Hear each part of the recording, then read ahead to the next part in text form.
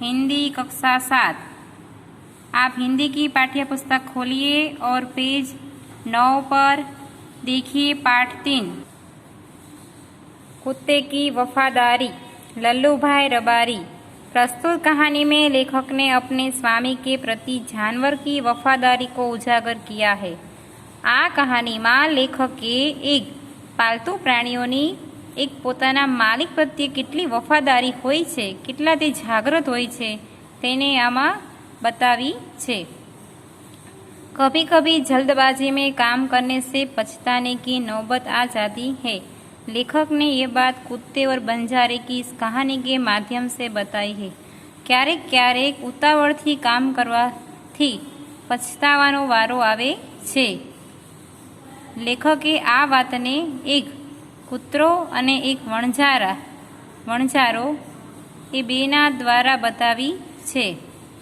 उत्तर गुजरात के पाटण जिले में राधनपुर नाम का एक छोटा सा नगर है।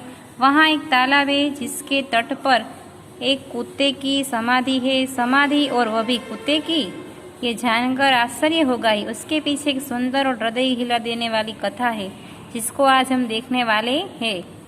आप इस कहानी में ध्यान देना और समझने का पूरा प्रयत्न करना। मैं आपको इस कहानी को शॉर्ट में समझाऊंगी, आप समझने का प्रयत्न करेंगे। इस कहानी को देखने के लिए आपको लिंक भेजी है, आप उसमें वीडियो देख लेना और आगे अब इस कहानी को समझे। पुराने जमाने में व्यापार का सामान लाने ले जाने का काम बंजारे करते थे। એટલે પહેલાના જમાનામાં સામાનને લઈ જવાનું અને લાવવાનું કામ વણઝારા કરતા હતા। एक बंजारा था, उसका लाखों का व्यापार था, इसलिए लोग उसे लाखा बंजारा कहते थे। एक वणझारो હતો અને તેનો લાખોનો વ્યાપાર હતો એટલે લોકો તેને શું કહેતા? લાખા वणझारा એટલે કે लाखों वणझारो। लाखा के पास एक सुंदर सा कुत्ता था।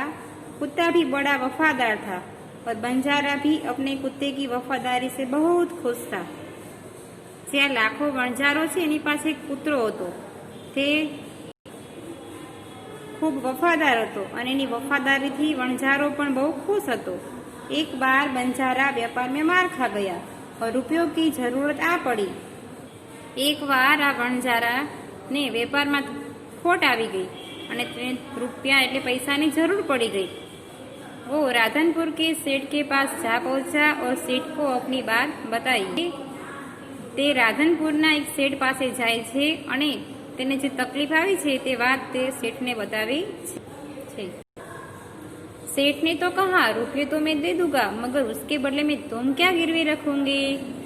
हवे सेठ शू कहे छे, हूँ तने पैसा तो आपू पण एना बदलामां तू अहींया मने शू आपीश?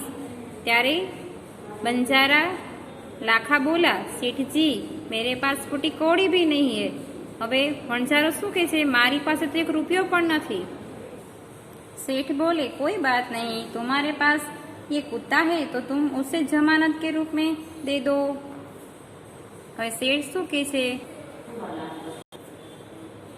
तारी पासे पैसा ना हो तो कई नहीं, आ कुतरा ने तो अहींया मूकतो जा। बंजारे को दुख तो बहुत हुआ, अपने कुत्ते को देने में मगर कोई चारा नहीं था। હવે વણઝારાને કૂતરો આપવામાં દુઃખ તો ઘણું લાગ્યું પણ હવે કોઈ ઉપાય રહ્યો નહોતો। कुछ दिन बीते। एक बार सेठ के यहाँ चोरी हुई। कुत्ते ने चोरों का पीछा किया।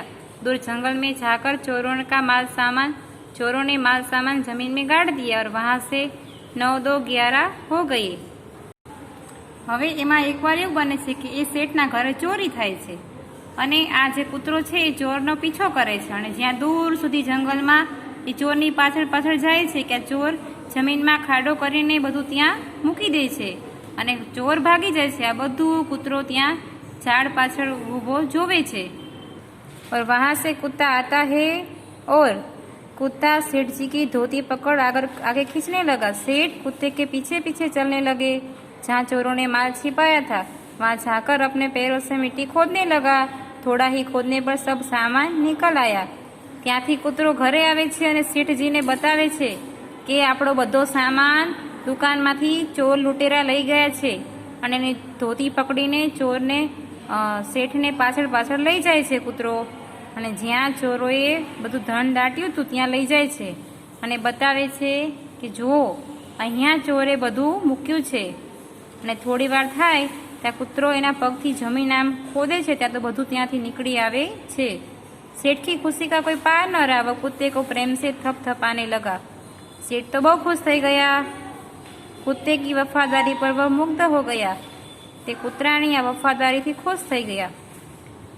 घर जाकर सेठ ने एक चिट्ठी लिखी और उसके गले के पट्टे में बांधकर कहा, कुत्ते भाई जाओ, तुम अपने मालिक लाखा बंजारे के पास, तुम मुक्त हो गए. कुत्ता खुश हो गया और अपने मालिक से मिलने के लिए जल्दी जल्दी भागने लगा. હવે શેઠજી એક ચિઠ્ઠીમાં લખે છે ને ચિઠ્ઠીને તેને જે ગળામાં પટ્ટો હતો ત્યાં બાંધી દે છે અને કહે છે, હવે તું મુક્ત છું, તું તારા શેઠની પાસે જઈ શકે છે. તે આજે મારી રક્ષા કરી છે. અને તે खुश થઈ ગયો અને હવે તે ભાગવા લાગ્યો. इधर लाखा ने भी व्यापार में खूब कमाया. वह सेठ को उसकी रकम वापस करने के लिए उसी रास्ते से आ रहा था. उसने दूर से अपने कुत्ते को अपनी ओर आते हुए देखा. वो नाराज हो गया. હવે એટલી જ વારમાં ત્યાં લાખો પણ ધન ખૂબ કમાણો હતો એટલે તે અહીંયા પોતાના કૂતરાને લેવા આવતો હતો અને શેઠને પૈસા આપવા આવતો હતો. ત્યાં બંને એક જ રસ્તામાં આવતા હતા અને બંનેનો ભેટો થઈ જાય છે.